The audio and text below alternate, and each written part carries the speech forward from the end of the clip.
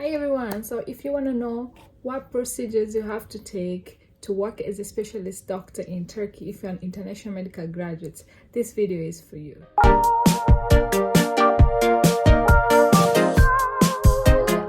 Welcome back to my channel. My name is Ummi and I'm a doctor in Istanbul. In this channel, all we do is talk about medical residency, medical career in Turkey for international medical graduates.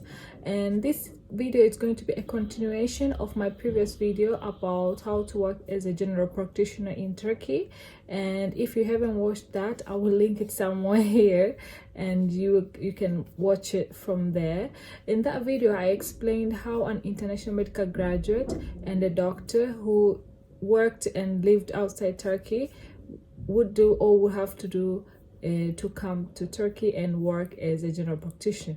So this is going to be a continuation, as I'm going to talk about how a specialist doctor is going to work here in Turkey.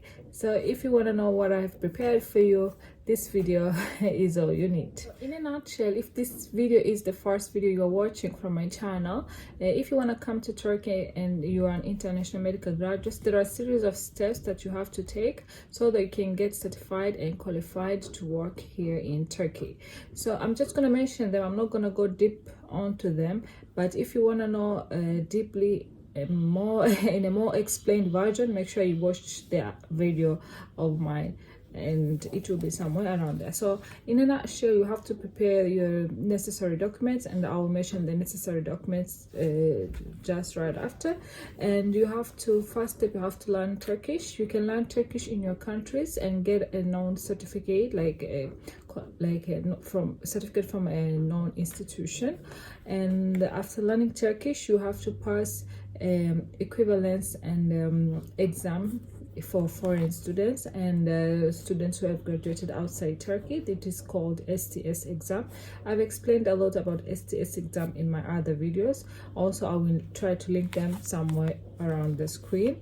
And then after you have passed your STS exam, you have to do a mandatory training. This mandatory training is determined by the Ministry of Higher Learning and Education. After they have reviewed your documents that you have submitted to them. So some can be exempted from the mandatory training, but some will have to do the mandatory trainings. It all depends with your documents that you have submitted and how they will review them and all that. And then after doing the mandatory training and completing your mandatory training, which is around 6 to 8 month long training, you will be able to apply and work as a general practitioner. So today I'm going to continue on how you, after this step, you can continue and work as a specialist. So you've completed all those steps that I have mentioned above, then you will be able to apply and to apply to work as a specialist here in Turkey. So I'm going to read from my notes. I have my notes here, I always have my notes so that I can refer to in case I forget anything. But now I'm going to tell you the required documents for a specialist doctor who is applying to work in Turkey that are going to be needed to submit here in Turkey or to prepare before coming to Turkey. So you will have to prepare a bachelor degrees equivalent certificate. This equivalent certificate is provided by the Ministry of Education and Higher Learning, the one that you have achieved and you were given after completing the STS exam and the mandatory training. The ministry will give you this equivalent certificate, and then you have to present a copy of translation of the passport. As you know, this is necessary because they will need to know who you are or where you're coming from and which country you're coming from, and so on and so forth.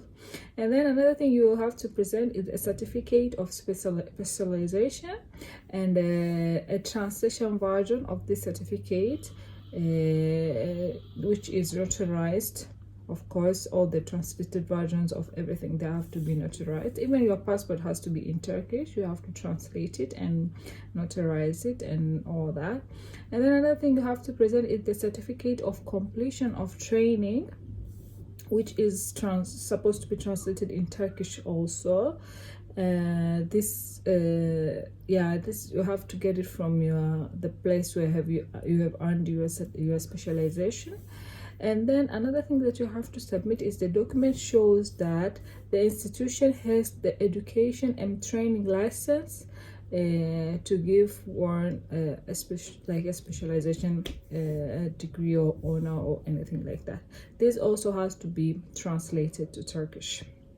After you have completed like this you have completed and collected all these required documents, you will have to submit them to the ministry also, and then they will assign you to enter an oral examination.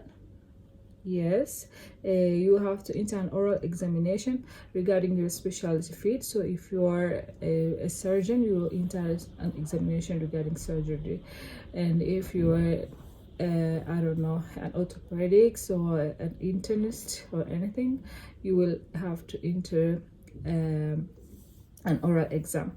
So if you pass this exam, you can like apply for a job right away.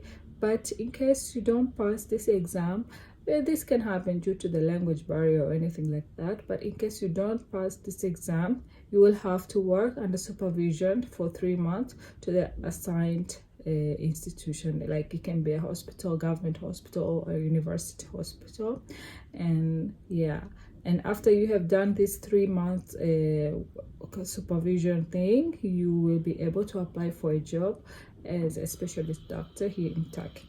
The steps that I've mentioned to work as a GP, they all apply to you, because you still have to learn Turkish, you still have to enter the STS exam, and you will still have to do the mandatory training if required, because I emphasize this all the time, that the mandatory training will depend on your documents. If the ministry decide that you enter the mandatory training, then you will enter. If they decide that you don't have to enter the mandatory training, you won't enter.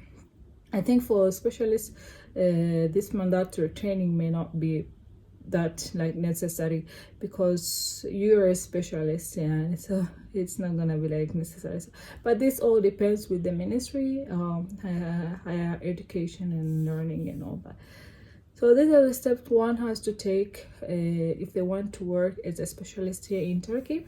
I know they can seem like they're impossible or anything like that, but now if you want to move to Turkey, if you want a change of environment, you can pursue and you can do this. If you have any question regarding this matter, please don't hesitate to comment down below, and I'll be leaving my Instagram, and you can also direct message me over there if it's gonna be easy for you. I'll also link the video regarding doing working as a general practitioner if you haven't seen that, for more detailed information about the other steps.